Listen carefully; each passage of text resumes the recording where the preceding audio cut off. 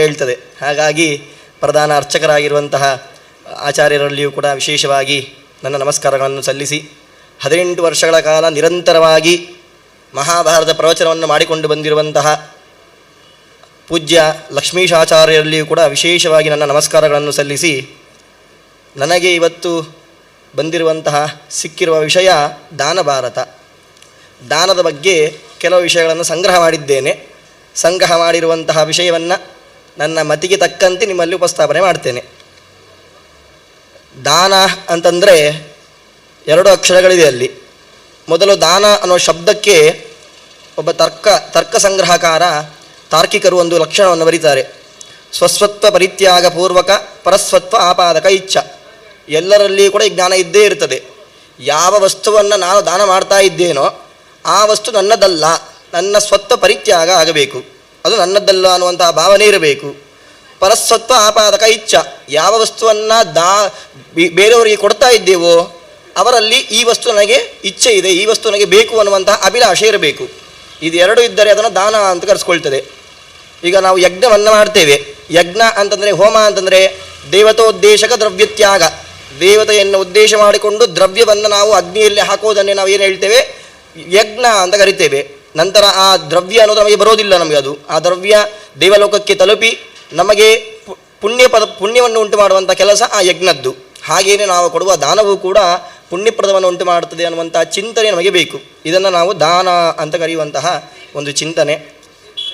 ಅದರಲ್ಲಿ ಅನುಶಾಸನ ಪರ್ವದಲ್ಲಿ ವಿಶೇಷವಾಗಿ ದಾನದ ಬಗ್ಗೆ ಆ ಶಿವಪಾರ್ವತಿಯ ಸಂವಾದ ರೂಪದಲ್ಲಿ ತಿಳಿಸಿದ್ದಾರೆ. ಮೊದಲು ನಮಗೆ ದಾನ ಅಂದರೆ ಏನು, ದಾನದ ರೂಪ ಹೇಗೆ ಎಂದು ಗೊತ್ತಿರಬೇಕು. ಪ್ರತಿಯೊಬ್ಬರೂ ದಾನವನ್ನು ಮಾಡ್ತೇವೆ.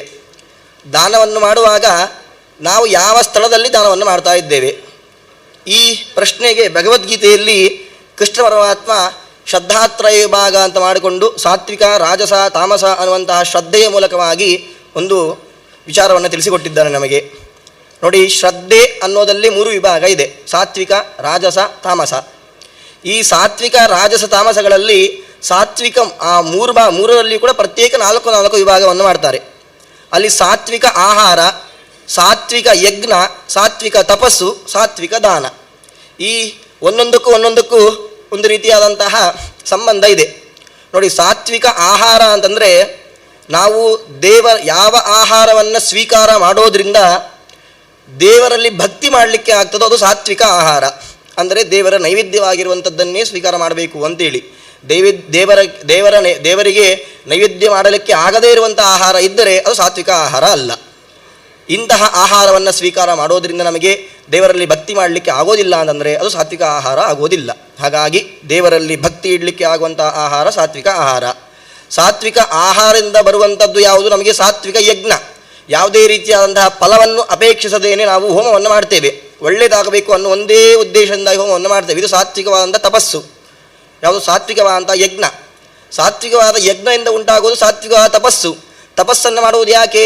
ದೇವ, ದ್ವಿಜ, ಬ್ರಾಹ್ಮಣ, ಅತಿಥಿ, ಗುರು ಇವರೆಲ್ಲರ ಪೂಜೆಗೋಸ್ಕರ ಮಾಡ್ತೇವೆ ನಾವು. ಅವರಿಂದ ಏನೋ ನಮಗೆ ಸಿಗ್ತದೆ ಅನ್ನೋ ಉದ್ದೇಶ ಅಲ್ಲ, ಅವರ ಅನುಗ್ರಹವೇ ದೊಡ್ಡ ನಮಗೆ ಫಲ. ನಮಗೆ ಅದರಿಂದ ಅನುಗ್ರಹವನ್ನು ಉದ್ದೇಶ ಮಾಡಿಕೊಂಡು ದೇವರಿಗೆ ದೇವ ಪೂಜೆಯನ್ನು ಮಾಡ್ತೇವೆ, ಗುರು ಪೂಜೆಯನ್ನು ಮಾಡ್ತೇವೆ, ಬ್ರಾಹ್ಮಣರ ಪೂಜೆಯನ್ನು ಮಾಡ್ತೇವೆ. ಇದೆಲ್ಲವೂ ಕೂಡ ನಮಗೆ ಆ ಸಾತ್ವಿಕ ಆಹಾರದಿಂದ, ಯಜ್ಞದಿಂದ ಉಂಟಾಗುವಂತಹ ತಪಸ್ಸನ್ನೇ ನಾವು ಈಗ ಜಪ ಅನ್ನುವಂತಹ ವಿಷಯದಲ್ಲಿ ಕೂಡ ಈಗ ಪ್ರಕೃತ ಲೋಕರೂಢಿಯಲ್ಲಿ ಇದೆ. ಈ ಸಾತ್ವಿಕವಾದ ತಪಸ್ಸಿನಿಂದ ಉಂಟಾಗೋದೇ ನಮಗೆ ಸಾತ್ವಿಕವಾದಂತಹ ದಾನ. ದಾನದವನ್ನು ನಾವು ಯಾವ ರೀತಿ ಯೋಚನೆ ಮಾಡಬೇಕು ಅಂತಂದರೆ, ದಾತವ್ಯಮಿತಿ ಯದ್ದಾನಂ ದೀಯತೆ ಅನುಪಕಾರಿಣೇ ದೇಶೇ ಕಾಲೇ ಚ ಪಾತ್ರೇ ಚ ತದ್ದಾನಂ ಸಾತ್ವಿಕಂ ಸ್ಮೃತಂ. ದಾತವ್ಯಮಿತಿ ಯದ್ದಾನಂ, ಶ್ರದ್ಧಾ ಭಕ್ತಿಗೋಸ್ಕರವಾಗಿ ದಾನ ಮಾಡೋದು ನನ್ನ ಕರ್ತವ್ಯ ಅನ್ನುವ ಭಾವನೆಯಿಂದಾಗಿ ದಾನವನ್ನು ಮಾಡಬೇಕು. ದೀಯತೆ ಅನುಪಕಾರಿಣೆ, ಫಲವನ್ನು ಬಯಸದೇನೆ ದಾನವನ್ನು ಕೊಡಬೇಕು ಅಂತೆ. ದೇಶೇ ಕಾಲೇ ಚ ಪಾತ್ರೇ ಚ, ಒಳ್ಳೆಯ ಯೋಗ್ಯತೆ ಉಳ್ಳವರಿಗೆ ದೇಶಕ್ಕೆ ಸರಿಯಾಗಿ, ಕಾಲಕ್ಕೆ ಸರಿಯಾಗಿ ನಾವು ದಾನವನ್ನು ಮಾಡಬೇಕು. ಇದು ಸಾತ್ವಿಕವಾದಂತಹ ದಾನ ಅಂತ ಕೃಷ್ಣ ಪರಮಾತ್ಮ ಭಗವದ್ಗೀತೆಯಲ್ಲಿ ತಿಳಿಸಿರುವಂತಹ ಮಾತು. ಹಾಗಾದರೆ ರಾಜಸವಾದ ದಾನ ಯಾವುದು? ಆಹಾರ ಇಲ್ಲಿ ವ್ಯತ್ಯಾಸ ಆಗ್ತದೆ. ಇಲ್ಲಿ ಆ ಸಾತ್ವಿಕವಾದಂತಹ ಆಹಾರ, ಸಾತ್ವಿಕವಾದಂತಹ ದಾನ ಆದ ನಂತರ ಅಲ್ಲಿ ರಾಜಸವಾದಂತಹ ದಾನ ಬೇಕು. ಆ ರಾಜಸವಾದಂತಹ ದಾನದಲ್ಲಿ ಕೂಡ 4 ವಿಧ. ಯಾವುದು? ರಾಜಸವಾದಂತಹ ಆಹಾರ, ರಾಜಸವಾದಂತಹ ಯಜ್ಞ, ರಾಜಸವಾದಂತಹ ತಪಸ್ಸು, ರಾಜಸವಾದಂತಹ ದಾನ. ಅಲ್ಲಿ ನಮಗೆ ಈ ಸಾತ್ವಿಕ ಯಾವುದು ರಾಜಸವಾದಂತಹ ಆಹಾರ ಹೇಗಿರ್ತದೆ ಅಂತಂದರೆ, ಅಡುಗೆಗೆ ಬೇಕಾಗಿರುವಂತಹ ಪದಾರ್ಥಗಳಲ್ಲಿ ಹೆಚ್ಚು ಆಗುವುದು, ತುಂಬ ಖಾರ ಆಗುವುದು ಅಥವಾ ತುಂಬ ಉಷ್ಣತೆ ಆಗುವುದು, ಈ ಥರ ನಮಗೆ ಅಡುಗೆಯಲ್ಲಿ ನಮಗೆ ಏರುಪೇರಾಯಿತು ಅಂತಂದರೆ ಅದು ರಾಜಸ ಆಹಾರ ಅಂತ ಕರೆಸ್ಕೊಳ್ತದೆ. ಈ ರಾಜಸ ಆಹಾರದಿಂದಾಗಿ ನಾವು ಮಾಡುವಂಥ ಯಜ್ಞ ಹೇಗಿರ್ತದೆ? ಫಲಂ ಅಭಿಸಂದಾಯ, ಫಲವನ್ನು ಉದ್ದೇಶ ಮಾಡಿಕೊಂಡು ಪ್ರತ್ಯುಪಕಾರವನ್ನು ಬಯಸಿ ನಾವು ಯಜ್ಞವನ್ನು ಮಾಡ್ತೇವೆ. ನಾನು ಈ ಯಜ್ಞವನ್ನು ಮಾಡಿದೆ, ಅದರಿಂದಾಗಿ ದೇವರು ಈ ಫಲವನ್ನು ನನಗೆ ಕೊಡಬೇಕು ಅನ್ನುವಂತಹ ಚಿಂತನೆ ಬರ್ತದೆ. ಈ ಚಿಂತನೆಯಿಂದಾಗಿ ನಮಗೆ ಬರುವಂತಹ ತಪಸ್ಸು ಹೇಗಿರ್ತದೆ ಅಂತಂದರೆ, ನನಗೆ ಒಳ್ಳೆಯದಾಗಬೇಕು, ಯಾವುದೇ ರೀತಿಯಾದಂತಹ ದೋಷ ಬರಬಾರದು, ಆರೋಗ್ಯ ಚೆನ್ನಾಗಿರಬೇಕು ಅಂತೇಳಿ ಕೀರ್ತಿಗೋಸ್ಕರವಾಗಿ ನಾವು ತಪಸ್ಸನ್ನು ಮಾಡಿಕೊಳ್ಳಿಕ್ಕೆ ಶುರು ಮಾಡ್ತೇವೆ. ಇಂತಹ ಸಾತ್ವಿಕವಾದಂತಹ ಆಹಾರ ಯಜ್ಞ ತಪಸ್ಸಿನಿಂದ ಬರುವಂತಹ ದಾನದ ಯೋಚನೆ ಹೇಗಿರ್ತದೆ ಅಂತಂದರೆ, ಯತ್ತು ಪ್ರತ್ಯುಪಕಾರಾರ್ಥಂ ಫಲಂ ಉದ್ದೇಶ್ಯವಾ ಪುನಃ ದೀಯತೆ ಚ ಪರಿಕ್ಲಿಷ್ಟಂ ತದ್ದಾನಂ ರಾಜಸಂಸ್ಮೃತಂ. ಪ್ರತ್ಯುಪಕಾರವನ್ನು ಬಯಸ್ತೇವೆ, ದಾನವನ್ನು ಕೊಡುವಾಗ ಅವನಿಂದ ಏನಾದರೂ ಉಪಕಾರ ಆಗಬೇಕು ಅನ್ನುವಂತಹ ಬೇಡಿಕೆ, ಅದರೊಟ್ಟಿಗೆ ಫಲವನ್ನು ಉದ್ದೇಶ ಮಾಡ್ತೇವೆ, ಇವನಿಗೆ ಈ ದಾನವನ್ನು ಕೊಟ್ಟೆ ಅದರಿಂದಾಗಿ ನನಗೆ ಈ ಪಾಪ ಪರಿಹಾರ ಆಗಬೇಕು ಅನ್ನುವಂತಹ ಉದ್ದೇಶ ಬರ್ತದೆ. ಆಮೇಲೆ ಪರಿಕ್ಲಿಷ್ಟಂ, ಮುಖ್ಯವಾಗಿ ಪರಿಕ್ಲಿಷ್ಟ ಅಂತಂದರೆ ಅನ್ಯಾಯ ಮಾರ್ಗದಿಂದ ಬಂದಂತಹ ಸಂಪತ್ತು. ನಾವು ಒಬ್ಬರಿಗೆ ಒಂದು ವಸ್ತುವನ್ನು ದಾನ ಮಾಡ್ತಾ ಇದ್ದೇವೆ ಅಂತಂದರೆ ಅಲ್ಲಿ ನ್ಯಾಯ ಮಾರ್ಗದಿಂದ ನಾನು ಸಂಪಾದನೆ ಮಾಡಿರೋದು ಆಗಿರಬೇಕು, ಅದನ್ನು ದಾನ ಮಾಡಿದರೆ ವಿಶೇಷ ಪುಣ್ಯಪ್ರದ. ಹಾಗಾಗಿ ಈ ಥರ ನಮಗೆ ಆಹಾರದಿಂದಾಗಿ ಅಲ್ಲಿ ದಾನದಲ್ಲಿ ವ್ಯತ್ಯಾಸ ಆಗ್ತದೆ. ನಂತರ ತಾಮಸ ಆಹಾರ, ತಾಮಸವಾದಂತಹ ದಾನವನ್ನು ಮಾಡಬೇಕಾದ್ರೆ ಯಾತ ಯಾಮ ರಸಗತಂ ಪೂತಿ ಪರ್ಯುಷಿತಂ ಚ ಯತ್, ಅನ್ನವನ್ನು ಸ್ವೀಕಾರ ಮಾಡಬೇಕಾದ್ರೆ ಆಹಾರ ಯಾತಯಾಮ, ಒಂದು ಯಾಮ ಕಳೆದಿರೋದಾಗಿರ್ಬೋದು ಅಥವಾ ತಿನ್ನಲಿಕ್ಕೆ ಯೋಗ್ಯ ಇಲ್ಲದೇ ಇರುವಂತಹ ಆಹಾರ ಸ್ವೀಕಾರ ಮಾಡ್ತೇವೆ, ಇದು ತಾಮಸ ಆಹಾರ. ತಾಮಸ ಆಹಾರದಿಂದಾಗಿ ಬರುವಂತಹ ಯಜ್ಞ ಆಗಿರ್ತದೆ ವಿಧಿಹೀನಂ ಅಸೃಷ್ಟಾನ್ನಂ ಮಂತ್ರಹೀನಂ ಅದಕ್ಷಿಣತಃ. ವಿಧಿಹೀನ, ಯಾವುದೇ ರೀತಿಯಾದಂತಹ ಯಜ್ಞಕ್ಕೆ ವಿಧಿಯ ನಿಯಮ ಇರೋದೇ, ವಿಧಿಯ ಅನುಜ್ಞೆ ಇರೋದಿಲ್ಲ, ಅಪ್ಪಣೆ. ನಂತರ ಅಸೃಷ್ಟಾನ್ನಂ, ಯಾವುದೇ ಯಾಗ ಮಾಡಬೇಕಂದ್ರೂ ಕೂಡ ಅನ್ನದಾನ ಆಗಲೇಬೇಕು ಅಲ್ಲಿ. ಈ ತಾಮಸವಾದ ಯಜ್ಞದಲ್ಲಿ ಅನ್ನದಾನದ ವಿಷಯವೇ ಇರುವುದಿಲ್ಲ. ಮಂತ್ರಹೀನಂ, ಮಂತ್ರದಲ್ಲಿ ಲೋಪಗಳೆಲ್ಲ ಬರಲಿಕ್ಕೆ ಶುರುವಾಗಿರ್ತದೆ. ನಂತರ ಬರುವುದು ಯಾವುದು ಅಂತಂದರೆ ಅದಕ್ಷಿಣತಃ, ದಕ್ಷಿಣ ಇಲ್ಲದಂತೆ ಯಾವುದೇ ಪೂಜೆಯನ್ನು ಮಾಡಿದರೂ ಕೂಡ ಫಲ ಇಲ್ಲ. ಹಾಗಾಗಿ ನಮಗೆ ತಾಮಸವಾದಂಥ ಆಹಾರ ಸ್ವೀಕಾರದಿಂದಾಗಿ ತಾಮಸವಾದಂಥ ಯಜ್ಞ ಈ ಥರ ಯೋಚನೆ ಬರ್ತದೆ. ತಾಮಸವಾದ ಯಜ್ಞ ಹೀಗೆ ಆಯಿತು ಅಂತಂದರೆ ತಾಮಸವಾದಂತಹ ನಮಗೆ ಬರುವಂತಹ ತಪಸ್ಸು ಹೇಗಿರ್ತದೆ? ಶರೀರಕ್ಕೆ ಕಷ್ಟ ಕೊಟ್ಟು ಏನಾದರೂ ಕಾಟಾಚಾರದಿಂದಾಗಿ ನಾವು ತಪಸ್ಸನ್ನು ಮಾಡಬೇಕು, ಜಪವನ್ನು ಮಾಡಬೇಕು ಅಂತ ಕೂತ್ಕೊಳ್ತೇವೆ. ಇದು ತಾಮಸವಾದಂತಹ ನಮಗೆ ತಪಸ್ಸು. ಈ ತಪಸ್ಸಿನಿಂದ ಬರುವಂತಹ ನಮಗೆ ದಾನದ ಯೋಚನೆ ಹೇಗಿರ್ತದೆ ಅಂತಂದರೆ, ಅದೇಶಕಾಲೇ ಯದ್ದಾನಂ ಅಪಾತ್ರೇಭ್ಯಶ್ಚ ದೀಯತೆ ಅಸಂಸ್ಕೃತಂ ಅವಜ್ಞಾತಂ ತತ್ ತಾಮಸಮುದಾಹೃತಂ. ಯಾವುದು? ಅಪಾತ್ರೇಭ್ಯ, ಅಪಾತ್ರ ಅಂತಂದರೆ ಯಾರು ದಾನವನ್ನು ತಗೊಳ್ಳಿಕ್ಕೆ ಯೋಗ್ಯತೆ ಇಲ್ಲವೋ ಅವರಿಗೆ ದಾನವನ್ನು ಕೊಡ್ತೇವೆ. ನಂತರ ಅದೇಶಕಾಲೇ, ದೇಶಕ್ಕೆ ಸಮಯಕ್ಕೆ ಸರಿ ಇಲ್ಲದ ಹಾಗೆ ನಾವು ದಾನವನ್ನು ಕೊಡ್ತೇವೆ. ಅಸಂಸ್ಕೃತ, ಸಂಸ್ಕಾರ ಇಲ್ಲದೇ ಇರುವ ಹಾಗೆ ನಾವು ದಾನವನ್ನು ಕೊಡುವಂತಹ ಪ್ರಯೋಗಗಳೆಲ್ಲ ಬರಲಿಕ್ಕೆ ಸಾಧ್ಯ ಅಂತ ಹೇಳಿ, ಹೀಗೆ ಕೃಷ್ಣ ಪರಮಾತ್ಮ ನಾವು ಕೊಡುವಂತಹ ದಾನದ ವಿಷಯದಲ್ಲಿ ನಾವು ರಾಜಸರೋ ತಾಮಸರೋ ಅಥವಾ ಸಾತ್ವಿಕರೋ ಅನ್ನುವಂಥ ವಿಭಾಗವನ್ನು ಭಗವದ್ಗೀತೆಯಲ್ಲಿ ತಿಳಿಸಿಕೊಟ್ಟಿದ್ದಾನೆ. ಇನ್ನೊಂದು ಮಾತು ಸಿಗ್ತದೆ ನಮಗೆ, ದಾನದಲ್ಲಿ ಹೇಗೆ ಸಾತ್ವಿಕ ರಾಜಸ ತಾಮಸ ಅನ್ನುವಂಥ 3 ಬಗೆ ಇದೆಯೋ ಹಾಗೇನೆ ಉತ್ತಮ ಮಧ್ಯಮ ಅಧಮ ಅನ್ನೋದನ್ನು ಚಿಂತನೆ ಮಾಡಿಕೊಂಡಾಗ ಅಲ್ಲಿ ಉತ್ತಮ ದಾನ ಯಾವುದು ಅಂತಂದರೆ, ಅಭಿಗಮ್ಯ ಉತ್ತಮಂ ದಾನಂ ದಾನಮಾಹೂಯ ಮಧ್ಯಮಂ ಅಧಮಂ ಯಾಚಮಾನಾಯ ಸೇವಾದಾನಂತು ನಿಷ್ಫಲಂ. ಅಭಿಗಮ್ಯ ಉತ್ತಮಂ ದಾನಂ, ಯಾವ ಯೋಗ್ಯತೆ ಉಳ್ಳಂತಹ ದಾನವನ್ನು ಪಡೀಲಿಕ್ಕೆ ಯೋಗ್ಯತೆ ಯಾರಿಗಿರ್ತದೋ ಅವರನ್ನು ಹುಡುಕಿಕೊಂಡು ಹೋಗಿ ನಾವೇ ಹೋಗಿ ದಾನವನ್ನು ಕೊಡಬೇಕು ಅಂತ, ಇದು ಉತ್ತಮ ದಾನ. ಇದಕ್ಕೆ ಫಲವನ್ನು ಮುಂದೆ ಹೇಳ್ತೇನೆ. ನಂತರ ಯಾವುದು? ದಾನಮಾಹೂಯ ಮಧ್ಯಮಂ, ನಾವು ಇರುವಲ್ಲಿಯೇನೇ ದಾನಕ್ಕೆ ಬ್ರಾಹ್ಮಣರನ್ನು ಕರೆಸಿಕೊಂಡು ಕೊಡುವ ದಾನ, ಅದು ಮಧ್ಯಮ ದಾನ. ಯಾಚಮಾನಾಯ, ಯಾವುದು? ಅಧಮಂ ಯಾಚಮಾನಾಯ, ನಾವು ನೋಡಿದಾಗೆಲ್ಲ ಯಾರೋ ಒಬ್ಬ ಬೇಡ್ತಾ ಇರ್ತಾನೆ, ನಾವು ದಾನ ಕೊಡೋಕ್ಕೆ ಒಂದು ಪ್ರಸಂಗ ಬಂದಾಗ ಅವನು ಬೇಡ್ತಾ ಇದ್ದಲ್ಲ ಅವನಿಗೆ ಕೊಟ್ಟು ಬಿಡುವ ಅಂತ ಯೋಚನೆಯಿಂದಾಗಿ ಕೊಡುವುದು, ಇದು ಅಧಮ. ಸೇವಾದಾನ ಅಂತೂ ನಿಷ್ಫಲಂ, ದಾನವನ್ನು ಮಾಡಿ ಅವರ ಹತ್ರ ಏನಾದರೂ ಸೇವೆಯನ್ನು ಮಾಡಿಸ್ಕೊಂಡ್ವಿ ಅಂತಂದರೆ ಅದು ನಿಷ್ಫಲ, ಯಾವುದೇ ರೀತಿಯಿಂದ ಫಲವೇ ಇಲ್ಲ. ಹಾಗಾಗಿ ನಾವು ದಾನವನ್ನು ಕೊಡಬೇಕಾದ್ರೆ ದಾನವನ್ನು ಕೊಟ್ಟು ಮುಗಿದ ಮೇಲೆ ನಮ್ಮ ಕೆಲಸ ಮುಗೀತು ಅಂತ ಅಂದ್ಕೊಳ್ತೇವೆ, ಆದರೆ ಅಲ್ಲಿಗೆ ಮುಗಿಯೋದಿಲ್ಲ.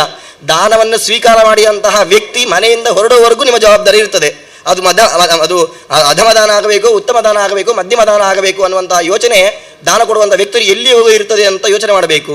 ಹಾಗೆ ಈ ಶಿವಪಾರ್ವತಿಯ ಸಂವಾದದಲ್ಲಿ ಪಾರ್ವತಿ ದೇವಿ ಒಂದು ಪ್ರಶ್ನೆಯನ್ನು ಕೇಳ್ತಾಳೆ, ಜ್ಞಾನಕ್ಕೆ ಯಾಕೆ ಅಷ್ಟು ಮಹತ್ವ?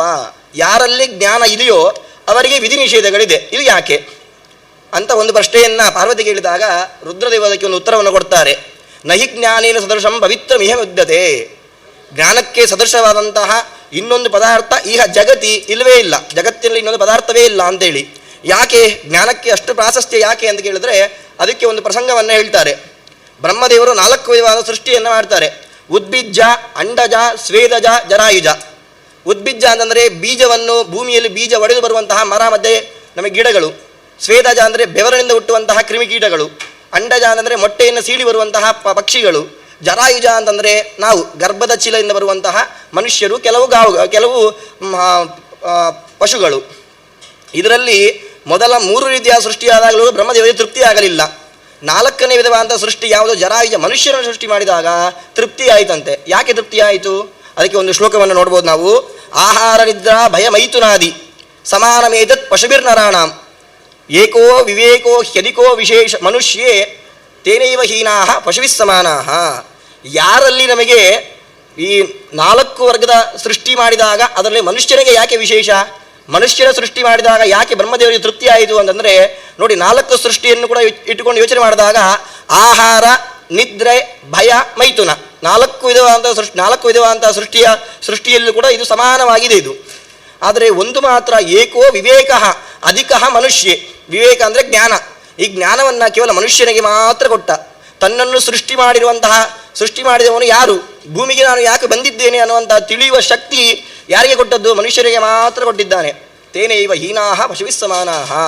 ಒಂದು ವೇಳೆ ನಾವು ಮಾಡುವಂತಹ ಪ್ರತಿಯೊಂದು ಕಾರ್ಯದಲ್ಲೂ ಜ್ಞಾನ ಇಲ್ಲದಂತೆ ಮಾಡಿದ್ವಿ ಅಂತಂದರೆ ಪಶುಗಳಿಗೂ ನಮಗೂ ಯಾವುದೇ ರೀತಿಯಾದಂತಹ ಭೇದ ಭಾವವೇ ಇಲ್ಲದ ಇರುವ ಹಾಗೆ ಆಗ್ತದೆ ಅಂತೆ. ಹಾಗಾಗಿ ಜ್ಞಾನಕ್ಕೆ ಇಷ್ಟು ಪ್ರಾಧಾನ್ಯತೆ ಇದೆ ಅಂತ ಹೇಳ್ತಾರೆ. ಜ್ಞಾನ ಬಂತು ಅಂತಂದರೆ ವಿಧಿ ನಿಷೇಧ ಇದ್ದದ್ದೇ ಅದು. ಜ್ಞಾನವನ್ನು ನಾವು ಪಡ್ಕೊಂಡು 4 ಜನಕ್ಕೆ ಉಪದೇಶ ಮಾಡ್ತೇವೆ ಅಂತಂದರೆ ಆ ಉಪದೇಶಕ್ಕೆ ತಕ್ಕಂತೆ ಮೊದಲು ಯಾರು ಉಪದೇಶ ಮಾಡ್ತಾರೋ ಅವರು ವಿಧಿ ನಿಯಮಗಳಿಗೆ ಕಟ್ಟುಬದ್ಧವಾಗಿರಬೇಕು. ಹಾಗಾಗಿ ವಿಧಿ ನಿಷೇಧ ಅವರಿಗೆ ಬಂದೇ ಬರ್ತದೆ ಅದು. ಹಾಗಾಗಿ ವಿಧಿ ನಿಷೇಧಗಳು ಜ್ಞಾನ ಉಳ್ಳವನಿಗೆ ಅದು ಬರಲೇಬೇಕಾಗಿರುವ ನಿಯಮ ಅಂತ ಹೇಳಿ ಒಂದು ಪ್ರಸಂಗ ಒಂದು ಹಿಂದಿನ ಕಾಲದಲ್ಲಿ ಪುಣ್ಯ ಪಾಪಾದಿಗಳು ಋಷಿಗಳಿಗೆಲ್ಲರೂ ಕೂಡ ಪ್ರತ್ಯಕ್ಷವಾಗಿ ಕಾಣ್ತಾ ಇತ್ತಂತೆ.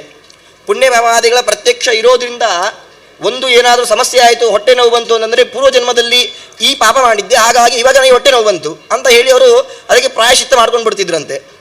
ಹಾಗಾಗಿ ಸ್ವರ್ಗ ನರಕದಲ್ಲಿ ವ್ಯತ್ಯಾಸ ಆಯಿತು. ನರಕಕ್ಕೆ ಹೋಗುವವರ ಸಂಖ್ಯೆ ಕಡಿಮೆ ಆಯಿತು, ಸ್ವರ್ಗಕ್ಕೆ ಹೋಗುವವರ ಸಂಖ್ಯೆ ಜಾಸ್ತಿ ಆಯಿತು. ಬ್ರಹ್ಮದೇವರಿಗೆ ಚಿಂತೆ ಶುರುವಾಯಿತು. ಹಾಗಾದರೆ ವ್ಯವಸ್ಥೆಯಲ್ಲಿ ಏನೋ ಸಮಸ್ಯೆ ಆಯಿತು ಅಂತ ಹೇಳಿ ಅವರೇನು ಮಾಡ್ತಾರೆ, ಪುಣ್ಯ ಪಾಪಾದಿಗಳು ಅತೀಂದ್ರಿಯ ಗ್ರಾಹ್ಯ, ಕಣ್ಣಿಗೆ ಗೋಚರ ಆಗಬಾರದು ಅಂತೇಳಿ ಒಂದು ಕಲ್ಪನೆಯನ್ನು ವ್ಯವಸ್ಥೆಯನ್ನು ಮಾಡ್ತಾರೆ. ವ್ಯವಸ್ಥೆ ಮಾಡಿದಾಗ ಯಾರಿಗೆ ಪುಣ್ಯ ಪಾಪಾದಿಗಳು ತಿಳಿತಾ ಇಲ್ವೋ ಅಧಮರು ಅವರು ನರಕಕ್ಕೆ ಹೋಗ್ತಾ ಇದ್ದರೆ ನರಕದ ವ್ಯವಸ್ಥೆ ಸರಿಯಾಯಿತು, ಸ್ವರ್ಗದ ವ್ಯವಸ್ಥೆ ಸಮಸ್ಯೆ ಆಯಿತು. ಹಾಗಾಗಿ ಬ್ರಹ್ಮದೇವರು ತಪಸ್ಸು ಮಾಡಿದ್ರಿಂದಾಗಿ 3 ಅವರಿಗೆ ದೇವರು ದಾನ ಕೊಟ್ಟಿರ್ತಾನೆ. ದೇವರು ಕೊಟ್ಟಿರ್ತಾನೆ ಏನು, ಒಂದು ಜೀವನ ಸೃಷ್ಟಿಯನ್ನು ಮಾಡಿರ್ತೀಯಲ್ವ ಅದನ್ನು ನೋಡಿಕೊಳ್ಳಬೇಕು. ನಂತರ ಜಡ ಪದಾರ್ಥ ಸೃಷ್ಟಿ ಮಾಡ್ತೀಯಲ್ಲ ಅದನ್ನು ನೋಡಿಕೊಳ್ಳಬೇಕು. ಇನ್ನೊಂದು ಮುಖ್ಯವಾದದ್ದು ಸಂವಿಧಾನದ ಸೃಷ್ಟಿ. ಯಾವುದು ಸೃಷ್ಟಿಯಲ್ಲ, ಸಂವಿಧಾನ ಇದ್ದದ್ದನ್ನು ಕೊಡೋದು. ಮನುಷ್ಯರು ಬದುಕ್ತಾ ಇದ್ದಾರೆ ಅಂತಂದರೆ ಅವರಿಗೆ ಒಂದು ರೂಲ್ಸ್ ಬೇಕು. ಆ ರೂಲ್ಸೇ ವೇದಗಳು. ಆ ವೇದಗಳನ್ನು ಹೇಗೆ ಕೊಡ್ತೇನೆ ಅಂತೇಳಿ 3 ತಗೊಳ್ತಾರೆ ಬ್ರಹ್ಮದೇವರು. ಹಾಗಾದರೆ ಮೊದಲು ಬ್ರಹ್ಮದೇವರು ದೇವರಿಂದ ತೆಗೆದುಕೊಂಡದ್ದು ಯಾವುದು? 3 ಪದಾರ್ಥಗಳು.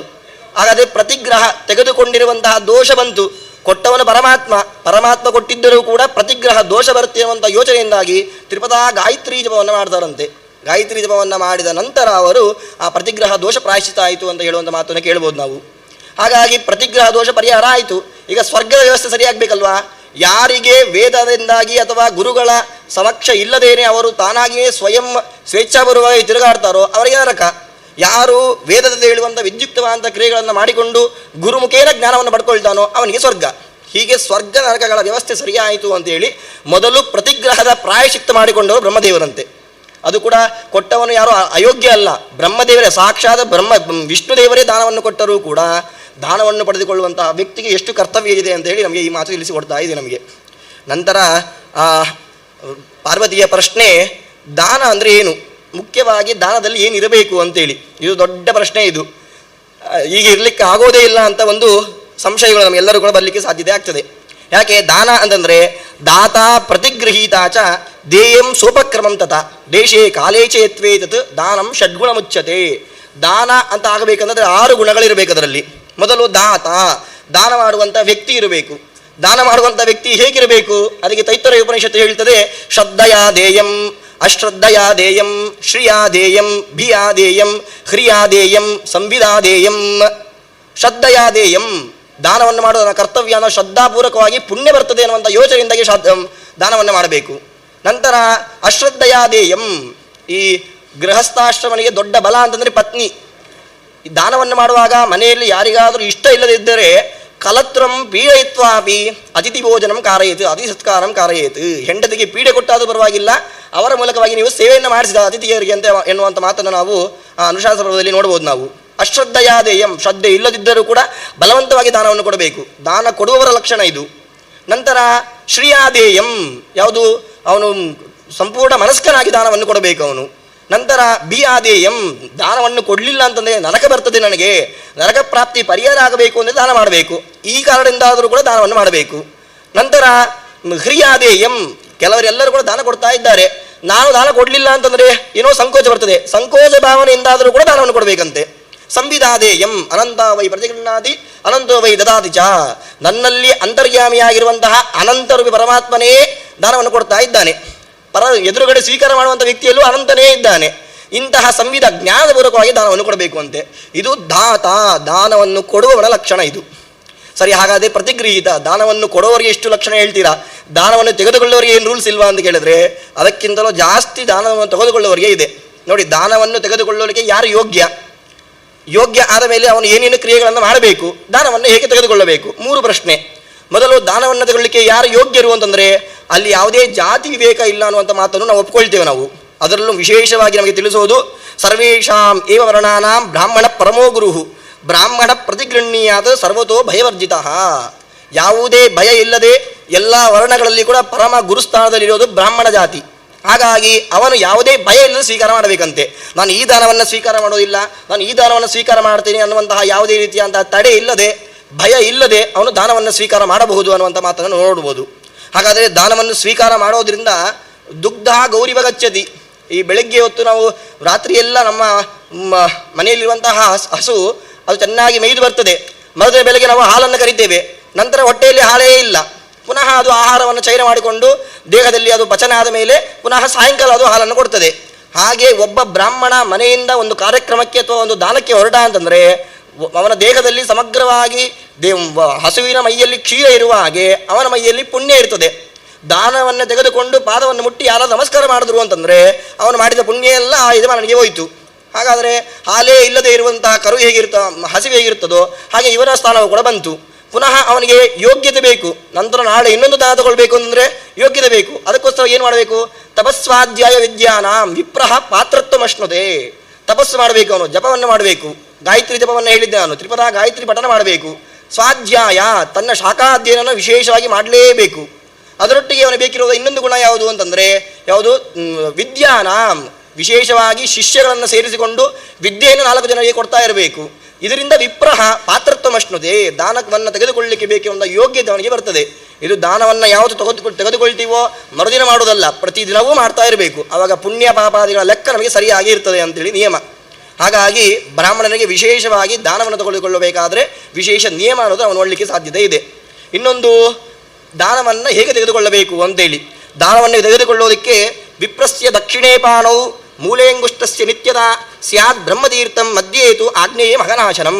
ನೋಡಿ, ಇದು ಬ್ರಾಹ್ಮಣನ ಹಸ್ತ ಅಂತ ಅಂದ್ಕೊಂಡ್ರೆ ಬ್ರಾಹ್ಮಣನ ಹಸ್ತದಲ್ಲಿ ವಿಪ್ರಸ್ಯ ದಕ್ಷಿಣೇ ಪಾಣು, ಇದು ಬಲಗೈಯ ನಮಗೆ ಈ ಕಡೆ ಹೆಬ್ಬೆರಳು ಅಂಗುಷ್ಟ, ಈ ಅಂಗುಷ್ಟದ ಅಡಿಯಲ್ಲಿ ನಮಗೆ ಇಲ್ಲಿ ಬ್ರಹ್ಮತೀರ್ಥ ಅಂತಿರ್ತದೆ. ಈ ಬ್ರಹ್ಮತೀರ್ಥದ ಮಧ್ಯದಲ್ಲಿ ಒಂದು ಅಗ್ನಿತೀರ್ಥ ಅಂತ ಇರ್ತದೆ. ಈ ಅಗ್ನಿಯ ಮಧ್ಯದ ದಾನವನ್ನು ಸ್ವೀಕಾರ ಮಾಡಬೇಕು. ಒಂದೊಂದು ದಾನವನ್ನು ಹೇಳುವಾಗ ಒಂದೊಂದು ರೀತಿಯನ್ನು ಹೇಳ್ತಾರೆ. ಆದರೆ ಕೈಗೆ ಕೊಡುವಂಥ ಯಾವುದೇ ದಾನ ಇರಲಿ ಅದು ನಾವು ಅಂಗೈಯ ಮಧ್ಯದಲ್ಲಿ ಅಗ್ನಿತೀರ್ಥದ ಮೂಲಕವಾಗಿ ಏನೇ ದಾನ ತೆಗೆದುಕೊಳ್ಳಬೇಕೇ ವಿನಃ ಬೇರೆ ಯಾವ ತೀರ್ಥದಿಂದಲೂ ಕೂಡ ತಗೊಳ್ಳಿಕ್ಕೆ ಸಾಧ್ಯತೆ ಇಲ್ಲ. ಯಾಕೆಂದರೆ ಪರರು ಕೊಡುವುದು ಯಾಕೆ ಅಂತಂದರೆ ಅವರ ಪಾಪ ನಾಶ ಆಗಬೇಕು ಅನ್ನೋ ಉದ್ದೇಶದಿಂದ. ಪಾಪ ನಾಶ ಆಗುವಂಥ ಶಕ್ತಿ ನನ್ನಲ್ಲಿಲ್ಲ, ಆದರೆ ನನ್ನ ಅಂಗೈಯಲ್ಲಿರುವಂಥ ಅಗ್ನಿಗೆ ಇದೆ. ಅಗ್ನಿಗೆ ನಾವು ಆಹುತಿಯಾಗದ ಹೇಗೆ ಸುಟ್ಟು ಭಸ್ಮ ಆಗ್ತದೋ, ಪರರು ಕೊಡುವಂತಹ ದಾನವು ಕೂಡ ನಮ್ಮ ಅಂಗೈಯಲ್ಲಿ ಸಿಕ್ಕಿದಾಗ ಅವನ ಪಾಪವು ನಾಶ ಮಾಡುವಂಥ ಶಕ್ತಿ ಅಗ್ನಿಗೆ ಇದೆ. ನಂತರ ತಪಸ್ಸು ಮಾಡ್ತಿರೋ ಬಿಡ್ತಿರೋ ಅದು ನಿಮ್ಮ ಯೋಗ್ಯತೆ ತಕ್ಕಂತೆ ಅದು ನಮಗೆ ಸಲ್ಲಲಿಕ್ಕೆ ಸಾಧ್ಯತೆ ಆಗ್ತದೆ. ಹಾಗಾಗಿ ನಾವು ಮಾಡಬೇಕಾಗಿದ್ದು ಯಾವುದು ಅಂತಂದರೆ ಅಂಗೈಯಲ್ಲಿ ತಗೊಳ್ಬೇಕು. ಹಾಗಾದರೆ ತೆಗೆದುಕೊಳ್ಳುವಾಗ ಮಂತ್ರ ಏನು ಅಂತ ಹೇಳಿದ್ರೆ, ಪ್ರಣವೇನ ಪ್ರತಿಗೃಹ್ಣೀಯಾದ ಪ್ರಣವೇ ರಾಜ. ಪ್ರಣವ ಅನ್ನೋದು, ಓಂಕಾರ ಅನ್ನೋದು ಪ್ರಣವೋ ಜಗತಾಂ ಬೀಜಂ ವೇದಾನಾಂ ಆದಿರೇವಚ. ಸಕಲ ವೇದಕ್ಕೂ ಆದಿಸ್ಥಾನದಲ್ಲಿ ಪ್ರಣವ ಮಂತ್ರ ಇದೆ. ಆ ಪ್ರಣವ ಮಂತ್ರವನ್ನು ಹೇಳುವ ಮೂಲಕವಾಗಿ ದಾನವನ್ನು ಕೊಡಬೇಕು. ಪ್ರಣವ ಮಂತ್ರವನ್ನು ಹೇಳುವ ಮೂಲಕವಾಗಿ ದಾನವನ್ನು ಸ್ವೀಕಾರ ಮಾಡಬೇಕು. ಇದು ದಾನವನ್ನು ಸ್ವೀಕಾರ ಮಾಡುವಂತಹ ಕ್ರಮ ಅನ್ನೋದನ್ನು ನಮಗೆ ಶಾಸ್ತ್ರದಲ್ಲಿ ವಿಶೇಷವಾಗಿ ನಾವು ನೋಡಲಿಕ್ಕೆ ಸಾಧ್ಯತೆಗಳೆಲ್ಲ ಇದೆ ನಮಗೆ. ನಂತರ ಇದು ನಮಗೆ ಕೇವಲ ದಾತ ಪ್ರತಿಗೃಹೀತ, ದಾನ ಕೊಡುವನ ಲಕ್ಷಣ ಆಯಿತು, ದಾನವನ್ನು ಪಡೆಯುವನ ಲಕ್ಷಣ ಆಯಿತು. ನಂತರ ಧ್ಯೇಯಂ, ಯಾವ ವಸ್ತುವನ್ನು ನಾವು ದಾನವನ್ನು ಮಾಡ್ತಾ ಇದ್ದೇವೋ ಆ ದಾನವನ್ನು ಮಾಡುವ ವಸ್ತು ನ್ಯಾಯದಿಂದಾಗಿ ಸಂಪಾದನೆ ಮಾಡಿರಬೇಕು. ಮನೆಯಲ್ಲಿ ಇಟ್ಕೊಳ್ಳಿಕ್ಕೆ ಕಷ್ಟ ಆಗ್ತಾ ಇದೆ ಅನ್ನೋ ಕಾರಣಕ್ಕೋಸ್ಕರವಾಗಿ ಅಥವಾ ಅನ್ಯಾಯದಿಂದ ಬೇರೆಯೊಬ್ಬರ ಸಂಪತ್ತನ್ನು ದಾನ ಮಾಡಿದ್ರೆ ಅದು ದಾನ ಆಗೋದಿಲ್ಲ. ದೇಹ ವಸ್ತು ನ್ಯಾಯಾರ್ಜಿತವಾಗಿರಬೇಕು. ಸೋಪಕ್ರಮಂ ಸಹ ಉಪಕ್ರಮಂ. ಉಪಕ್ರಮ ಅಂತಂದರೆ ಯಜಮಾನನಿಗೆ ಯಾವುದು ಅತ್ಯಂತ ಪ್ರೀತಿಪಾತ್ರವಾಗಿದೆಯೋ ಅಂಥದ್ದನ್ನು ದಾನವನ್ನಾಗಿ ಕೊಡಬೇಕು ಅವನು. ಈ ದಾನ ಕೊಡೋದ್ರಿಂದಲೂ ಕೂಡ ಅವನಿಗೆ ವಿಶೇಷವಾದ ಪುಣ್ಯ ಪ್ರಾಪ್ತಿಯಾಗ್ತದೆ. ನಂತರ ದೇಶೇ ಕಾಲೇಚ, ಅಲ್ಲಿ ದೇಶ ಸರಿಯಾಗಿರಬೇಕು, ಕಾಲ ಸರಿಯಾಗಿರಬೇಕು. ದೇಶ ಅಂತಂದರೆ ಪುಣ್ಯಕ್ಷೇತ್ರಗಳು. ಅನ್ಯಕ್ಷೇತ್ರೇ ಕೃತಂ ಪಾಪಂ ಪುಣ್ಯಕ್ಷೇತ್ರೇ ವಿನಶ್ಯತಿ. ಪುಣ್ಯಕ್ಷೇತ್ರಗಳಿಗೆ ಹೋದಾಗ ಯೋಗ್ಯ ಬ್ರಾಹ್ಮಣರನ್ನು ನೋಡಿ ತಕ್ಷಣ ದಾನವನ್ನು ಕೊಡಬೇಕು. ಅಲ್ಲಿ ಪುರೋಹಿತರು ನಾವು ಕರ್ಕೊಂಡು ಹೋದರೂ ಕೂಡ ಕ್ಷೇತ್ರವಿಧಿಯಂತೆ ಅಲ್ಲಿಗೆ ಅವರಿಗೊಬ್ಬರು ದಕ್ಷಿಣೆಯನ್ನು ಕೊಟ್ಟು ನಮಸ್ಕಾರ ಮಾಡಲೇಬೇಕು. ನಾವು ಅಲ್ಲಿರುವಂತಹ ಅರ್ಚಕೆಗೆ ನಮಸ್ಕಾರ ಮಾಡಿದ್ರೆ ನಮಗೆ ದೊಡ್ಡದಾಗಿ ಏನು ನಷ್ಟ ಆಗೋದಿಲ್ಲ, ಆದರೆ ಅವರಿಗೆ ನಷ್ಟ ಇದೆ. ಏನು ಅವರ ಪುಣ್ಯವನ್ನು ನಾವು ತೆಗೆದುಕೊಳ್ತೇವೆ ನಾವು. ಹಾಗಾಗಿ ಹಿರಿಯರು ಬಂದರು ಅಂತಂದರೆ ಮೊದಲು ನಮಸ್ಕಾರ ಮಾಡುವಂಥದ್ದು ನಮಗೆ ಬೇಕಿರುವಂತಹ ಗುಣ ಅಂತೆ. ಹಾಗಾಗಿ ಸೋಪಕ್ರಮಂ ತಥಾ ದೇಶಕ್ಕೆ ಸರಿಯಾಗಿ ನಾವು ದಾನವನ್ನು ಮಾಡಬೇಕು. ನಂತರ ಕಾಲೇ, ಸೂರ್ಯಗ್ರಹಣ ಚಂದ್ರಗ್ರಹಣ ಎಲ್ಲ ಇದ್ದಾಗ ಈ ಕಾಲಕ್ಕೆ ಸರಿಯಾಗಿ ಒಂದೊಂದು ಮಾಸಗಳಿಗೆ ಒಂದೊಂದು ದಾನವನ್ನು ಹೇಳಿದ್ದಾರೆ. ಪ್ರಕೃತ ಕಾರ್ತಿಕ ಮಾಸದಲ್ಲಿ ದೀಪದಾನ ವಿಶೇಷ, ದೀಪದಾನವನ್ನು ಮಾಡಬೇಕು ಅಂತ ಹೇಳ್ತಾರೆ. ಹಾಗಾಗಿ ಮಾಸಕ್ಕೆ ಸರಿಯಾಗಿ ಮಾಸದಲ್ಲಿ ಯಾವ ಯಾವ ದಾನವನ್ನು ಮಾಡಿದ್ರೆ ಒಳ್ಳೆಯದು ಅಂತ ಹೇಳ್ತಾರೋ ಆ ದಾನಗಳನ್ನು ವಿಶೇಷವಾಗಿ ಮಾಡಬೇಕು ನಾವು. ಹಾಗಾಗಿ ಯತ್ವೇತ ದಾನಂ ಷಡ್ಗುಣ ಮುಚ್ಚತೆ. ಇಂತಹ ದಾನಕ್ಕೆ ನಾವು 6 ಗುಣಗಳಿಂದಾಗಿ ನಾವು ದಾನ ಆಗಬೇಕು ಅಂದರೆ ಈ 6 ಗುಣಗಳಿರಬೇಕಂತೆ. ನಂತರ ನಮಗೆ ಪಾರ್ವತಿಯ ಒಂದು ಪ್ರಶ್ನೆ. ಜಗತ್ತಿನಲ್ಲಿ ಎಲ್ಲಿ ನೋಡಿದರೂ ಕೂಡ 3 ಥರದ ಜನರು ಸಿಗ್ತಾರೆ ನಮಗೆ. ಮನುಷ್ಯ ಸ್ತ್ರಿವಿಧಾ ದೇವ ದೃಶ್ಯಂತೆ ಸತತಂ ವಿಭೋ ಆಸೀನಾ ಏವ ಭುಂಜಂತೆ ಅಪರೇ ಯತ್ನಪೂರ್ವಕಂ ಅಪರೇ ಯಾತಮಾನಾಶ್ಚ ನಲವಂತೇದು ಕಿಂಚನ. 3 ಥರದ ಜನರಿದ್ದಾರೆ. ಒಬ್ಬರು ಯಾರು ಅಂತಂದರೆ ಫಸ್ಟು ಆಸೀನಾಯ ಭುಂಜಂತೆ, ಕೂತಲ್ಲಿ ಏನೇ ಚೆನ್ನಾಗಿ ಆಹಾರವನ್ನು ಸ್ವೀಕಾರ ಮಾಡಿಕೊಂಡು ಭೋಗವನ್ನು ಮಾಡ್ತಾ ಇದ್ದಾರೆ. ಅಪರೇ ಯತ್ನಪೂರ್ವಕಂ, ಪ್ರಯತ್ನವನ್ನು ಮಾಡಿ ಅವರು ಆಹಾರವನ್ನು ಸ್ವೀಕಾರ ಭೋಗವನ್ನು ಮಾಡ್ತಾ ಇದ್ದಾರೆ. ಇನ್ನು ಕೆಲವರು ಯಾಚಮಾನಾಶ್ಚ, ಚೆನ್ನಾಗಿ ತಿರುಗಾಡಿದರೂ ಕೂಡ ಭೋಗವನ್ನು ಮಾಡಲಿಕ್ಕೆ ಅವರಿಗೆ ಆಗ್ತಾನೇ ಇಲ್ಲ. ತಿರುಗಾಡಿ ಕಡೆಗೆ ಅವರ ಆಯುಷ್ಯವೇ ಕ್ಷೀಣ ಆಗ್ತದೆ ವಿನಃ ಭೋಗಾಸಕ್ತಿ ಅನ್ನೋದು ಬರಲಿಕ್ಕೆ ಸಾಧ್ಯವೇ ಇಲ್ಲ ಅವರಿಗೆ. ಈ ವ್ಯವಸ್ಥೆ ಯಾಕೆ ಅಂತೇಳಿ ಪಾರ್ವತಿ ರುದ್ರದೇವರಿಗೆ ಪ್ರಶ್ನೆ ಕೇಳಿದಾಗ ರುದ್ರದೇವರು ಕೊಡುವಂತಹ ಉತ್ತರ ಏನು ಅಂತಂದರೆ, ಮೊದಲು ಯಾರು ಆಸೀನ ಏವ ಭುಂಜಂತೆ, ಪೂರ್ವಜನ್ಮದಲ್ಲಿ ಯೋಗ್ಯ ಬ್ರಾಹ್ಮಣರನ್ನ ಯೋಗ್ಯ ವ್ಯಕ್ತಿಗೆ ಸರಿಯಾದ ಕ್ರಮದಲ್ಲಿ ದಾನವನ್ನು ಕೊಟ್ಟವನು ಯಾರಿದ್ದಾನೋ ಅವನು ಈ ಜನ್ಮದಲ್ಲಿ ಅವನು ಆಸೀನಾಯ ಭುಂಜಂತೆ, ಕೂತಲ್ಲೇ ಭೋಗವನ್ನು ಮಾಡುವಂತಹ ಶಕ್ತಿ ಅವನಿಗೆ ಬರ್ತದೆ, ದೇವರ ಅನುಗ್ರಹ ಸಿಗ್ತದೆ. ಹಾಗಾಗಿ ನಾವು ಈ ಸಮಯದಲ್ಲಿ ಕೂತಲ್ಲೇ ಆಹಾರವನ್ನು ಸ್ವೀಕಾರ ಮಾಡುವಂತಹ ಶಕ್ತಿ ನಮ್ಮಲ್ಲಿ ಇದೆ ಅಂತಂದರೆ ಪೂರ್ವಜನ್ಮದಲ್ಲಿ ನಾವು ಮಾಡಿರುವಂತಹ ಸುಕೃತ. ಹಾಗಾಗಿ ಪೂರ್ವಜನ್ಮದಲ್ಲಿ ನಾವು ಪುಣ್ಯವನ್ನು ಮಾಡಿದ್ದೇವೆ, ದಾನವನ್ನು ಕೊಟ್ಟಿದ್ದೇವೆ. ಆ ಜನ್ಮದ ಫಲದಿಂದಾಗಿ ಈ ಜನ್ಮದಲ್ಲಿ ನಾವು ಚೆನ್ನಾಗಿ ಬದುಕಿದ್ದೇವೆ ಅಂತ ಅರ್ಥ. ಎರಡನೆಯದು ಯಾವುದು ಯತ್ನಪೂರ್ವಕಂ, ಪ್ರಯತ್ನ ಪಟ್ಟರೂ ಕೂಡ ಅವರಿಗೆ ಪ್ರಯತ್ನ ಪಟ್ಟ ನಂತರ ಭೋಗ ಸಿಗ್ತದೆ ಅವರಿಗೆ. ಹೇಗೆ? ಅದು ಪೂರ್ವಜನ್ಮದಲ್ಲಿ ಅವನು ದಾನವನ್ನು ಸ್ವೀಕಾರ ಮಾಡ್ತಾನೆ, ಸ್ವೀಕಾರ ಮಾಡಿದ ನಂತರ ಬಂದ ಹಣದಿಂದಾಗಿ ದಾನವನ್ನು ಮಾಡ್ತಾನೆ. ಹೀಗೆ ತನ್ನಲ್ಲಿ ಹಣ ಇಲ್ಲದೇ ಇದ್ದರೂ ಕೂಡ ಬಂದ ಹಣವನ್ನು ಸಂಗ್ರಹ ಮಾಡಿಕೊಂಡು ದಾನವನ್ನು ಯಾರು ಮಾಡ್ತಾ ಇದ್ದನು ಪೂರ್ವಜನ್ಮದಲ್ಲಿ, ಅವನು ಈ ಜನ್ಮದಲ್ಲಿ ಯತ್ನಪೂರ್ವಕವಾಗಿ ಭೋಗವನ್ನು ಪಡ್ಕೊಳ್ಳಿಕ್ಕೆ ಸಾಧ್ಯತೆ ಆಗ್ತದೆ. ಮೂರನೇದು ಯಾವುದು ಅಂತಂದರೆ, ಎಷ್ಟೇ ತಿರುಗಾಡಿದರೂ ಕೂಡ ಅವರಿಗೆ ದಾನ ಭೋಗಾಸಕ್ತಿಯನ್ನು ಬರಲಿಕ್ಕೆ ಸಾಧ್ಯವೇ ಇಲ್ಲ. ಅದು ಯಾಕೆ ಅಂತಂದರೆ, ಅಕ್ಷರದ್ವಯಮಭ್ಯಸ್ತಂ ನಾಸ್ತಿ ಯತ್ಪುರ ತೈದಂ ದೇಹಿ ವಿಪರೀತ ಉಪಸ್ಥಿತಂ. ಹಿಂದಿನ ಜನ್ಮದಲ್ಲಿ ಅವನು ಅಕ್ಷರದ್ವಯ ಅಭ್ಯಸ್ತಂ, ಯಾವಾಗಲೂ 2 ಅಕ್ಷರವನ್ನು ಹೇಳ್ತಾ ಇದ್ದಂತೆ. ಏನು? ನಾಸ್ತಿ. ಯಾರು ಏನೇ ಕೇಳಿದ್ರು ಕೂಡ ನನ್ನಲ್ಲಿ ಇಲ್ಲ ಅಂತ ಹೇಳ್ತಾ ಇದ್ದಂತೆ. ಹಾಗಾಗಿ ಈ ಜನ್ಮದಲ್ಲಿ ಅವನು ಏನಾಯಿತು? ತೈದಂ ದೇಹಿ ಇತಿ, ಎಲ್ಲರದ್ದು ಕೂಡ ಕೇಳುವಂಥ ಪರಿಸ್ಥಿತಿ, ಯಾಚಮಾನ ಪರಿಸ್ಥಿತಿಯನ್ನು ಬಂದಿದೆ. ಹಾಗಾಗಿ ಅವನು ಯಾವ ಸಮಸ್ಯೆ ಪೂರ್ವಜನ್ಮದಲ್ಲಿ ನಾಸ್ತಿ ಅಂತ ಹೇಳಿರುವ ಕಾರಣಕ್ಕೋಸ್ಕರವಾಗಿ ಈ ಜನ್ಮದಲ್ಲಿ ಅವನಿಗೆ ದೇಹಿ ಅನ್ನುವಂಥ ಕೇಳಿದ ಪರಿಸ್ಥಿತಿ ಬಂದಿದೆ. ಹಾಗಾಗಿ ನಮಗೆ ನಂತರ ಜನ್ಮದಲ್ಲಿ ನಾವು ಈ ಜನ್ಮದಲ್ಲಿ ಆಸೀನಾಯ ಭುಂಜಂತೆ ಆಗಿದ್ದೇವೆ, ನಂತರ ಜನ್ಮದಲ್ಲಿ ಯಾಚಮಾನನಾಗಬಾರದು ಅಂತಂದರೆ ಈ ಜನ್ಮದಲ್ಲಿ ನಾಸ್ತಿ ಅಂತ ಅನ್ನುವಂತಹ ಪದ ನಮ್ಮ ಬಾಯಿಯಲ್ಲಿ ಬರಬಾರದು. ನನ್ನಲ್ಲಿ 10 ರೂಪಾಯಿ ಇದ್ರೆ 1 ರೂಪಾಯಿ ದಾನ ಮಾಡಿ, ಅದೂ ದಾನವೇ. ಪತ್ರಂ ಪುಷ್ಪಂ ಫಲಂ ತೋಯಂ ಯೋಮೇ ಭಕ್ತ್ಯಾ ಪ್ರಯಚ್ಛತಿ, ಭಕ್ತಿಯಿಂದ ಏನನ್ನು ಕೊಟ್ಟರು ಕೂಡ ಅದು ದಾನವೇ ಆಗ್ತದೆ. ಹಾಗಾಗಿ ನೀರನ್ನು ಕೊಟ್ಟರು ಕೂಡ ದಾನವೇ ಆಗ್ತದೆ. ಹಾಗಾಗಿ ದಾನ ಯಾವುದೇ ಬ್ರಾಹ್ಮಣ ಬಂದ ಕಷ್ಟದಲ್ಲಿ ಬ್ರಾಹ್ಮಣರಂತಲ್ಲ ಯಾರೇ ಬರಲಿ ಕೇಳಿದಾಗ ನಾಸ್ತಿ ಅನ್ನುವಂಥ ಪದ ನಾವು ಬಾಯಲ್ಲಿ ಬರಬಾರದು ಅನ್ನೋ ಮಾತನ್ನು ನಮಗೆ ಈ 3ನೇ ಪ್ರಶ್ನೆಗೆ ಉತ್ತರವನ್ನಾಗಿ ಕೊಡ್ತಾನೆ. ಹಾಗಾಗಿ ಕಡೆಗೆ ಒಂದು ಮಾತನ್ನು ಹೇಳೋದಾದರೆ, ದಶದಾನಗಳು ವಿಶೇಷವಾಗಿ ಅಲ್ಲಿ ಅಷ್ಟಮಹಾದಾನಗಳ ಬಗ್ಗೆ ವಿಶೇಷವಾಗಿ ಉಲ್ಲೇಖ ಮಾಡಿದ್ದಾರೆ ಅನುಶಾಸನ ಪರ್ವದಲ್ಲಿ. ಆ ದಶದಾನಗಳಲ್ಲಿ ನಮಗೆ ಗೋಭೂತಿಲ ಹಿರಣ್ಯಾಜ್ಯ ವಾಸೋ ಧಾನ್ಯಧನಾನಿ ಚ ರೌಪ್ಯಂ ಲವಣಮಿತ್ಯೇತೆ ದಶದಾನ ಪ್ರಕೀರ್ತಿತಾ. 10 ದಾನಗಳಿಗೂ ವಿಶೇಷ ಫಲ ಹೇಳಿದ್ದಾರೆ. ಶುಭ ಕಾರ್ಯಕ್ರಮದಲ್ಲೂ ಕೂಡ ದಾನವನ್ನು ಮಾಡ್ತೇವೆ, ಅಶುಭ ಕಾರ್ಯಕ್ರಮಗಳಲ್ಲೂ ಕೂಡ ದಶದಾನವನ್ನು ಮಾಡೇ ಮಾಡ್ತೇವೆ. ಈ ದಶದಾನವನ್ನು ನಾವು ಲೌಕಿಕ ಅಲೌಕಿಕ ರೀತಿಯಲ್ಲಿ ಪುರೋಹಿತರು ಗೊತ್ತಿರ್ತದೆ. ಲೌಕಿಕ ರೀತಿಯಲ್ಲಿ ನಮ್ಮ ದೇಶದಲ್ಲಿ ಎಲ್ಲಿಯವರೆಗೆ ದಶದಾನದ ಪ್ರಖ್ಯಾತಿ ಬಂದಿದೆ ನೋಡಿ. ವಿದೇಶದ ಪ್ರವಾಸದಲ್ಲಿರುವಂತಹ ನಮ್ಮ ಪ್ರಧಾನಮಂತ್ರಿಯವರು ಅಮೆರಿಕಾಗೆ ಹೋದಾಗ ಅಲ್ಲಿಯ ಜೋ ಬಿಡೆನ್ ಅನ್ನುವಂತಹ ಅಮೆರಿಕದ ಅಧ್ಯಕ್ಷರು, ನಂತರ ಫಸ್ಟ್ ಲೇಡಿ ಪ್ರಥಮ ಮಹಿಳೆಯಾಗಿರುವಂತಹ ಜಿಲ್ ಬಿಡೆನ್ ಅನ್ನೋರಿಗೆ ಇವರು ಕೊಟ್ಟ ಉಡುಗೊರೆ ಏನು ಅಂತಂದರೆ ದಶದಾನಗಳು. ಸಂಪುಷ್ಟದಲ್ಲಿ ದಶದಾನವನ್ನು ಇಡುವ ಮೂಲಕವಾಗಿ, ತೆಂಗಿನಕಾಯಿಯಲ್ಲಿ ಗೋ ಪ್ರತಿಮೆಯನ್ನು ಬರೆಯುವ ಮೂಲಕವಾಗಿ, ಹೀಗೆ ಗೋಭೂತಿಲ ಹಿರಣ್ಯ ಅನ್ನುವಂತಹ 10 ಧಾನ್ಯಗಳನ್ನು ಇಟ್ಟು ದಾನ ಅವರು ಕೊಟ್ಟಿದ್ದಾರೆ. ಯಾಕೆಂದರೆ ಇದು ನಮ್ಮ ದೇಶದ ಸಂಸ್ಕೃತಿ ಅಂತ ಹೇಳಿ, ಇದು ನಮಗೆ ಜಗತ್ತಿಗೆ ಇದು ದೃಷ್ಟಾಂತ. ಇದು ಹಿರಿಯರು ಒಂದು ಕೆಲಸವನ್ನು ಮಾಡ್ತಾ ಇದ್ದಾರೆ ಅಂತಂದರೆ ಅದನ್ನು ನೋಡಿ ನಾವು ಮಾಡೋದು ಈಗ ನಮ್ಮ ಜನ್ರೇಷನ್ಗೆ ಇರುವಂತಹ ಒಂದು ಸೂಚನೆ. ಹಾಗಾಗಿ ಪ್ರತಿಯೊಬ್ಬರು ಕೂಡ ದಶದಾನಕ್ಕೆ ಇರೋ ಪ್ರಾಮುಖ್ಯತೆಯನ್ನು ನಾವು ತಿಳ್ಕೊಳ್ಳಿಕ್ಕೆ ಸಾಧ್ಯ ಇಲ್ಲ, ಅಷ್ಟೊಂದು ಇದೆ. ಹಾಗಾಗಿ ದಶದಾನಗಳ ಮಹತ್ವ ಅನ್ನೋದು ನಮಗೆ ಈ ಥರ ಕೂಡ ಕಾಣಲಿಕ್ಕೆ ಸಾಧ್ಯತೆ ಇರ್ತದೆ. ನಂತರ ಕಡೆಗೆ 3 ದಾನ ಅನ್ನೋದು 3 ಬಗೆ ಇದೆ: ಕಾಯಿಕ, ವಾಚಿಕ, ಮಾನಸಿಕ. ಕಾಯಿಕವಾಗಿ ದಾನವನ್ನು ಮಾಡ್ಬೋದು, ಮಾನಸಿಕವಾಗಿ ದಾನವನ್ನು ಮಾಡ್ಬೋದು, ಮತ್ತು ಕಾಯಿಕ ವಾಚಿಕ ಮಾತಿನ ಮೂಲಕವಾಗಿ ದಾನವನ್ನು ಮಾಡ್ಬೋದಂತೆ. ಈ 3 ದಾನವನ್ನು ಪ್ರತಿಯೊಬ್ಬರು ಮಾಡಲೇಬೇಕು ಅಂತೇಳಿ. ಕಾಯಿಕ ದಾನ ಅಂದರೆ ಯಾವುದು ಅಂತಂದರೆ, ಅರ್ಹತೆ ಯತ್ ಸುವರ್ಣಾಧಿಕಂ ದಾನಂ ತದ್ ಕಾಯಕಂ ಸ್ಮೃತಂ. ಸುವರ್ಣವನ್ನು ಪಡೆಯುವಂತಹ ದಾನವನ್ನು ತೆಗೆದುಕೊಳ್ಳುವಂತಹ ಶಕ್ತಿ ಯಾರಿಗಿರ್ತದೋ ಅವನಿಗೆ ಸುವರ್ಣ ದಾನವನ್ನು ಕೊಡಬೇಕು ಅಂತೆ.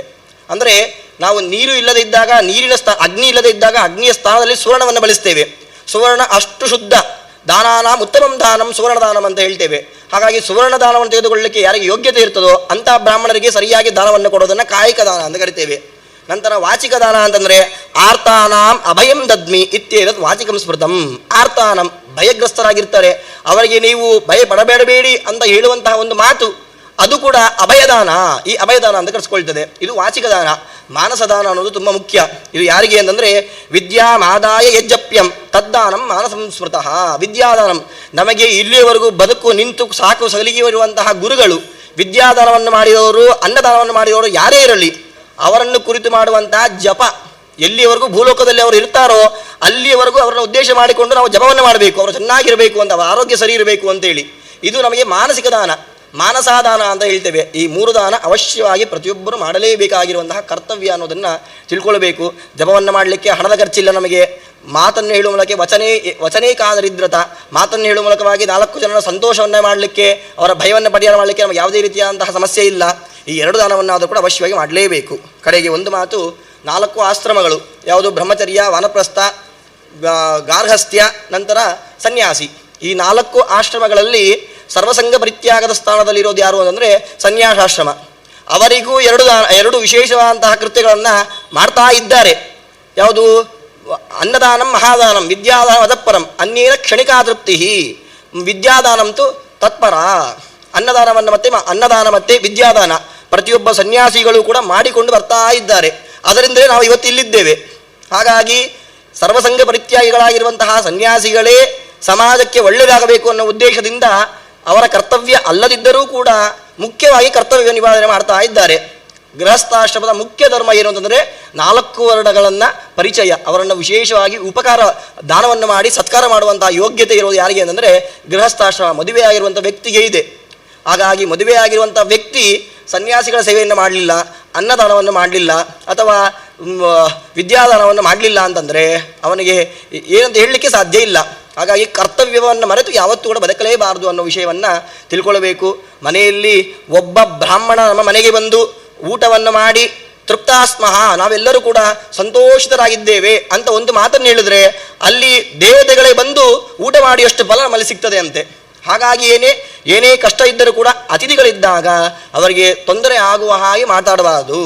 ಅತಿಥಿಗಳು ಹೋದ್ಮೇಲೆ ಮಾತಾಡ್ತಾರೆ, ಆದರೆ ಅತಿಥಿಗಳು ಇರುವಾಗಲಾದರೂ ಮಾತಾಡಲೇಬಾರದು ಅನ್ನುವಂಥ ವಿಷಯವನ್ನು ನಾವು ನೋಡ್ಕೊಳ್ಬೇಕು. ಹಾಗಾಗಿ ಪ್ರತಿಯೊಬ್ಬರೂ ಕೂಡ ಈ ದಾನದ ಮಹಾತ್ಮೆ ಅನ್ನೋದು ಮಹಾಭಾರತ ಮಹತ್ವಾದ್ ಭಾರವತ್ವಾಚ ಪ್ರತಿಯೊಬ್ಬರು ಹೇಳುವಂತಹ ವಾಕ್ಯ. ಹಾಗಾಗಿ ಒಂದು ದೊಡ್ಡ ಸಮಸ್ಯೆ ಏನು ಅಂತಂದರೆ, ನನ್ನ ಬ್ಯಾಚಿನಲ್ಲಿ ಕೂಡ ಅಲ್ಲೇ ಚಿಕ್ಕವನು, ಈ ಪ್ರವಚನದ ವಿಷಯದಲ್ಲಿ ಕೂಡ ಯಾವುದು ಪ್ರವಚನದಲ್ಲಿ ಮಾಡಿರುವಂತಹ ವಿದ್ವಾಂಸರ ಪಟ್ಟಿಯಲ್ಲೂ ಕೂಡ ನಾನೇ ಚಿಕ್ಕವನು. ಹಾಗಾಗಿ ಬೇರೆ ಯಾರನ್ನು ಕೂಡ ಹೆಸರನ್ನು ಹೇಳಲಿಕ್ಕೆ ನನಗೆ ಸಾಧ್ಯತೆಯೇ ಇಲ್ಲ.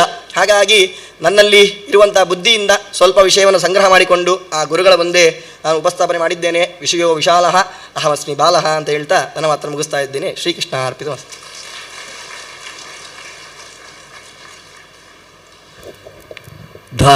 ದಾನದ ಮಹತ್ವ ಮತ್ತು ಹೇಗೆ ಸಾರಿದೆ ಮಹಾಭಾರತದಲ್ಲಿ, ಇದು ಹೇಗೆ ಸಾಗಿ ಬಂದಿದೆ, ಇದು ಈಗ ಸಹ ನಡೀತಾ ಇದೆ.